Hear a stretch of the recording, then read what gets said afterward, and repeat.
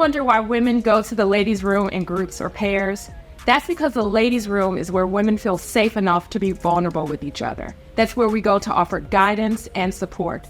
The ladies' room is where women go to strategize and organize to take over the world.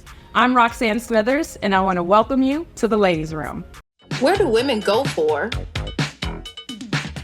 honesty, strategy, guidance, and inspiration?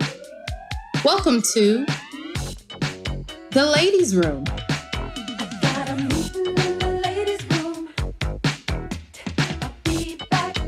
Hosted by Roxann Smithers. So today's episode, we're going to be talking about pricing. There's a biblical proverb that says a virtuous woman's price is far above rubies. So we're going to be talking about our pricing. How do we decide what to charge for our services and for our goods? And also, how do we negotiate salaries? So I'm so excited. I've got a wonderful panel today of powerful women, and we're going to get into this topic here in the ladies' room. So first, I want to welcome Danielle Edwards. She's a health and wellness professional with Avalon Wellness. I want to welcome Tiffany C Wright, a business management consultant and founder of the Resourceful CEO. And I want to welcome Sabrina Lowery, founder and chief technology officer for Sabrina Lowery Industries. Ladies, thank you so much for coming today into the ladies' room, into the executive lounge to talk about pricing. How's everybody doing? Good. Thank you for having us. Thank you so much. So we really want to dig in and get to this topic because it is definitely one that really challenges both women as entrepreneurs and business owners, but also women as executives in the workplace.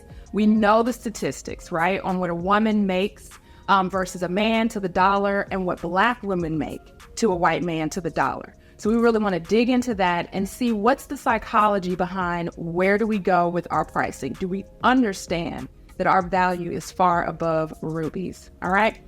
So I know for sure that we're at this point, and you ladies are certainly at the point where you understand your worth, you know who you are, you guys have been established in your industries for a while, even though we don't look like it. We all look we just finished school. Yes. We're doing our first internship, yes, and we're excited to learn the ropes and see what the future holds. That's right. Right. Right.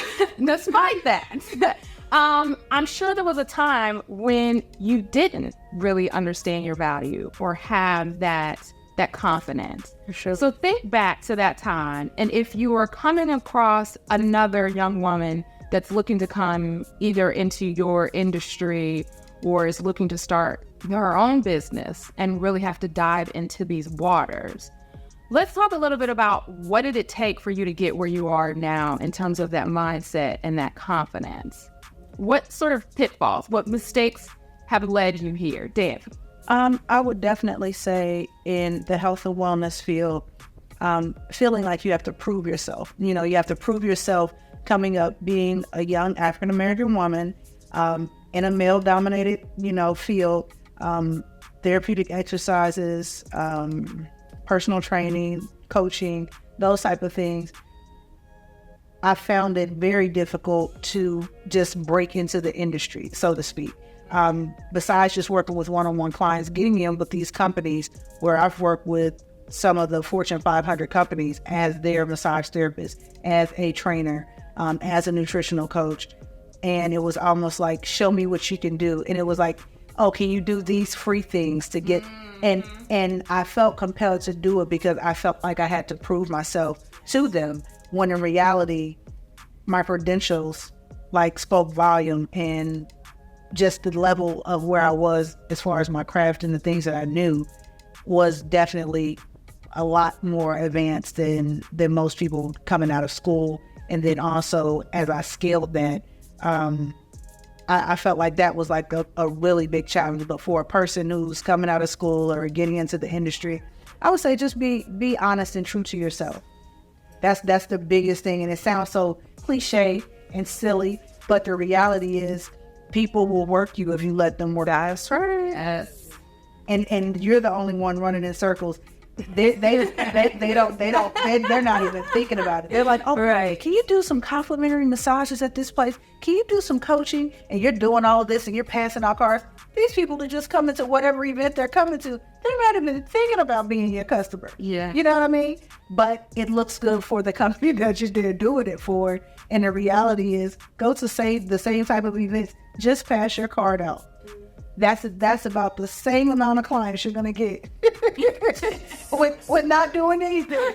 You know what I mean? It makes me think like when you go to events and you get those goodie bags. And I'm honest, how often do you use the stuff in the you're like, Depends on the events on the goodie bag. Because you go to Essence Fest and that swag bag is lit. I use everything. there's been a few where I've used everything, and then there's been others where like, right. And that's the key. You want to make sure that you're in that place where you're the thing in the goodie bag, right? You actually want to use. That's right. You got the value. It's just not another cup that has another beer cup, you know, whatever. Right. Well, into the bag. Nobody. But we want to be that thing where you're like, oh my goodness, that's Right. And it's that value, and some of it is, you know, just find rubies on the street. They have value because they're rare, right? You got to work to get to them. And can I just address that one point before you move to the next question? Because my perspective was different. I hired a coach. So I had to invest in me in order to invest in my business. That's a great point. In order to create valuation. So, you know, you watch Shark Tank and you learn a little thing. And so that was the mindset I needed as an entrepreneur to understand, because I never ran a tech company. I've always worked for them. So then I'm factoring, okay, am I trying to just simply make the salary that the man thought I was worthy of? I had a problem with it then. So why would I do that to myself now? So I did a whole lot of that kind of work. Right. And so I did. I hired a coach specifically on strategy and pricing. And because my packaging is different, it's how do you price a technical support package? Okay, it's a retainer now. Now I'm your on call. Right. Now I'm at an hourly rate, or now I'm at a per project. And so all of that for me, it took professional advice. I sought after coaching, and I spent a lot of money doing it. But to your point of, you've got a marketing budget, you've got your operational budget. I need for entrepreneurs to have a coaching budget, because there is no way that you are going to understand everything as you on your own without connecting with someone who's been there and done that. And I did a whole lot of that. And I hired your firm to make sure that my documents was in place. Right. Hiring and firing people, right? Situations and not, right? And just, it took coaching. So in legal coaching, my advisement was, you got to increase your pricing if you want to stay profitable. Right. So it's been a journey, Roxann. That is an excellent point. We cannot be afraid to seek out the support, to seek out advice, to seek out accountability partners, to be vulnerable and say, hey, I'm not sure how to price this, or I feel insecure when I tell someone like, right. And if they push back, I feel like I should give in. How do I get over that? I feel nervous asking for a retainer. One of my favorite words in the English language is a retainer. I know that's right. I love it. I love it. Yeah. I need this certification. I need that certification. I'm like, you don't need all those certifications. Who cares? I don't have any certifications. No one ever asked me.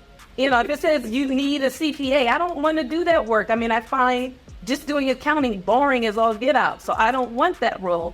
But, you know, why would I want a certification? Turn around this or whatever that. I don't need it. So I want to make sure that people know how to find you and pay you. Okay. So Sabrina, tell the folks where they can find you. Oh, absolutely. It is SabrinaLowery.com, and it is all things Sabrina Lowery, all social. You can Google me, baby. You can find me at awi.life for Avalon Wellness for my health and wellness business. You can find me at Tab Greens CS for my commercial cleaning business.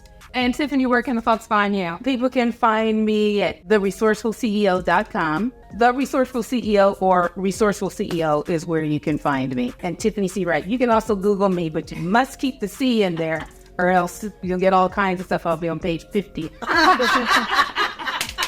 Well, and hopefully, ladies, I will see you again in the ladies' room. So for today's session, I want to thank the Art Institute of Atlanta, the staff, the administrators, as well as the students for giving us this wonderful space to chit-chat and create our executive room. And I also want to thank Habari Financial Network as being part of the ladies' room. We want to thank you, and we'll see you again in the ladies' room.